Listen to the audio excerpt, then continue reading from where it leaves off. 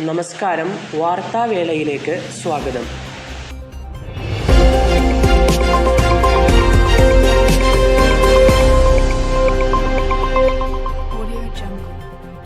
സുസ്ഥിര വികസനത്തിൽ ഒന്നാം സ്ഥാനം നിലനിർത്തി കേരളം.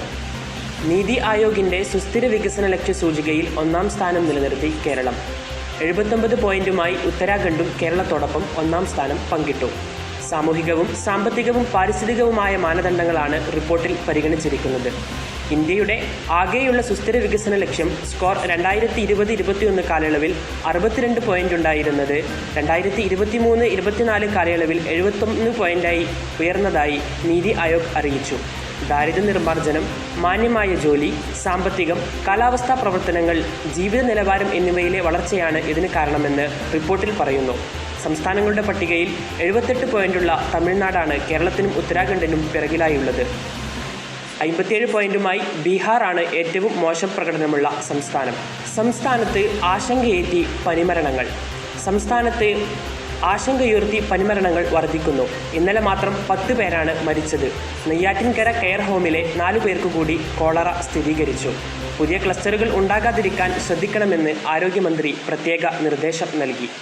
സംസ്ഥാനത്ത് ഇതുവരെ കോളറ സ്ഥിരീകരിച്ചത് 12 പേർക്കാണ്. ഇതിൽ 11 പേരും നെയ്യാറ്റിൻകര കെയർ ഹോമിലെ അന്തേവാസികളാണ്. രോഗം ബാധിച്ചവർ മെഡിക്കൽ കോളേജിലും ഐരാണിമുട്ടത്തെ ഐസൊലേഷൻ സെന്ററിലും ചികിത്സയിലാണ്. കഴിഞ്ഞ വെള്ളിയാഴ്ച മരിച്ച കെയർ ഹോമിലെ 20കാരൻ്റെ മരണം കോളറ മൂലം എന്ന് സംശയിക്കുന്നതായും ആരോഗ്യവകുപ്പ് അറിയിച്ചു. കോളറയിൽ ആശങ്ക വേണ്ടെന്ന് പറഞ്ഞ ആരോഗ്യമന്ത്രി പ്രതിരോധ പ്രവർത്തനങ്ങൾ ഊർജ്ജമായി നടക്കുന്നതായി വ്യക്തമാക്കി. കുട്ടികൾക്കും മുതിർന്നവർക്കും വേണ്ടി പ്രത്യേക ശ്രദ്ധ പുലർത്തുന്നുണ്ടെന്നും ആരോഗ്യമന്ത്രി വാർത്താവേളയെ അറിയിച്ചു. നിയമസഭാ ഉപതെരഞ്ഞെടുപ്പിൽ അടിപതറി BJP. നിയമസഭാ ഉപതെരഞ്ഞെടുപ്പിൽ ഇന്ത്യ മുന്നണിയുടെ വൻ തേരോട്ടം. 13-ൽ 12 ഇന്ത്യ മുന്നണി വൻ നേട്ടം കാഴ്ചവെച്ചു.